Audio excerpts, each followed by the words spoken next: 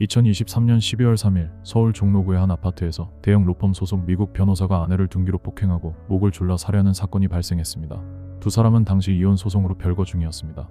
사건 발생 20일 전부터 아내 김 씨는 남편 현 씨의 집 인근에 따로 거처를 마련해 딸과 함께 지내고 있었습니다. 그리고 사건 당일 딸 아이의 가방을 가져가라는 남편의 연락을 받고 그의 집으로 향했다가 끝내 돌아오지 못했습니다.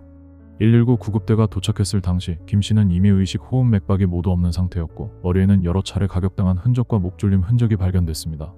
현장에서 용의자로 체포된 현 씨는 금전 문제로 아내와 다투다 우발적으로 범행을 저질렀다고 주장했습니다. 몸싸움 도중 고양이 장난감으로 쓰던 쇠막대를 휘둘렀고 제압 과정에서 목을 졸랐다는 겁니다. 그러나 범행 직후의 행적은 우발적이라는 주장과는 달랐습니다. 현 씨는 범행 직후 119나 경찰이 아닌 검사 출신의 오선 의원인 아버지에게 먼저 전화를 걸어 도움을 청했고 현장을 이탈한 사실도 드러났습니다. 아버지가 현장에 도착해서 아들에게 내린 지시는 옷을 갈아입어라, 딸을 데려와라였습니다. 뒤늦게 아내가 쓰러졌다며 119에 신고했고 김 씨는 구급차에 실려 병원으로 이송됐지만 결국 사망했습니다. 이후 재판 과정에서 그의 주장과 배치되는 결정적인 증거가 공개됐습니다. 피해자의 휴대전화에 남아있던 범행 전후 상황이 담긴 음성 녹음 파일이었습니다. 김 씨는 집에 도착해 아들과 인사를 나눈 지 3분도 되지 않아 비명을 지르기 시작합니다. 둔기로 내려치는 둔탁한 소리와 함께 현 씨는 죽어, 죽어 라고 외칩니다. 아들이 무슨 일이냐고 묻자 김 씨는 경찰에 신고해달라고 말합니다. 그러자 현 씨는 아들에게 문 닫고 들어가 있으라고 소리칩니다. 폭행이 계속되자 김 씨는 작은 방으로 도망쳤고 현 씨는 쫓아가 둔기로 폭행을 이어갔습니다. 이후 쓰러진 김 씨 위에 올라타 양손으로 목을 졸랐습니다.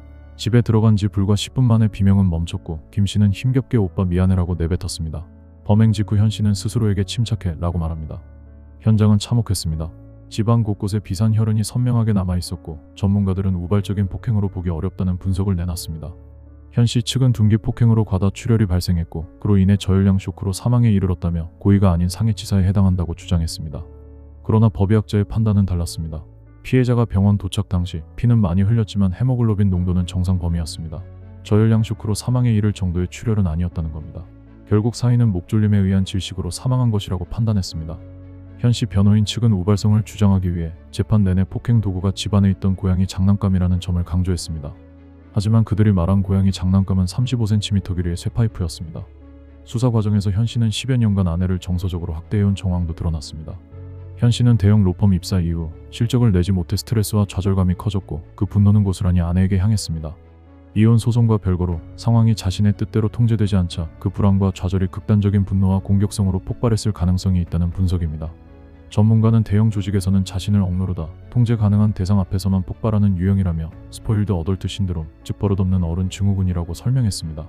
서울대를 졸업하고 정부 산하기관에서 팀장으로 근무하던 김 씨는 2013년 현 씨와 결혼해 두 아이를 낳고 10년간 결혼 생활을 이어왔습니다. 두 차례 이혼 소송을 준비하며 500장에 달하는 증거 자료를 모으고 있었습니다. 이 자료에는 그간의 부부의 생활을 엿볼 수 있는 내용들이 가득했습니다. 현 씨는 결혼 직후부터 아내에게 너 같은 여자는 서울역 가면 널려있다는 등 지속적인 비하 발언을 했습니다. 해외 출장 등 바쁜 업무에 비해 아내의 급여가 적다는 이유였습니다. 2018년 현 씨는 아내와 상의 없이 아이들만 데리고 뉴질랜드로 이주했고 아내의 외도를 의심하며 성병 검사 결과 제출을 요구하는가 하면 영상통화로 현관에 있는 신발을 보여달라고 하거나 3개월간 통화 내역을 보며 누구와 왜 통화했는지 설명하라고 요구했습니다. 자녀들에게는 엄마가 자기밖에 몰라서 따로 살게 된 것이고 너희를 사랑하지 않아서 일만 하는 것이다 라고 말하며 아예 엄마라고 부르지 못하게 했습니다. 아내가 2021년 10월 이혼 소송을 제기하자 현 씨는 엄마의 자격 역할과 관련해 비난 질책하거나 사실을 왜곡하지 않고 의처증으로 오해할 만한 언행이나 상간남이 있다는 등의 발언을 하지 않겠다는 각서를 쓰고 한 달 만에 소송을 취하했습니다. 그러나 약속은 지켜지지 않았습니다. 현 씨는 아내 직장으로 수차례 전화해 행적을 수소문하고 험담했습니다. 또한 현 씨는 엄마와 아이들을 의도적으로 단절시키려 했습니다. 김 씨가 퇴근해 집에 오면 현 씨는 아이들을 방으로 데리고 들어가 문을 잠갔고 유치원 행사 일정조차 알려주지 않아 김 씨가 행사에 참여하지 못하게 했습니다.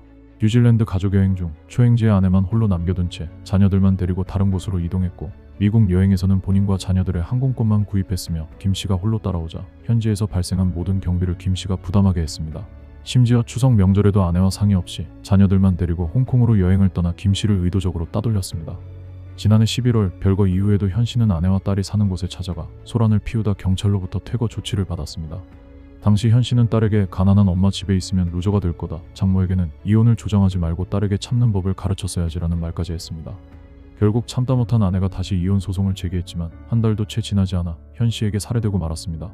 2심 재판부는 피해자에 대한 최초의 폭행이 충동적이거나 우발적이었다 하더라도 이후 이어진 잔혹한 행위와 50분 이상 피해자를 방치한 점은 피고인의 강력하고 집요한 살해 의도를 보여준다고 밝혔습니다. 피해자는 자기가 죽어가는 상황에서 피고인을 달래려고 미안하다는 말을 했고 아들이 가까이에 있었음에도 엄마가 죽어가는 소리를 듣게 했다며 범행의 잔혹성을 지적했습니다.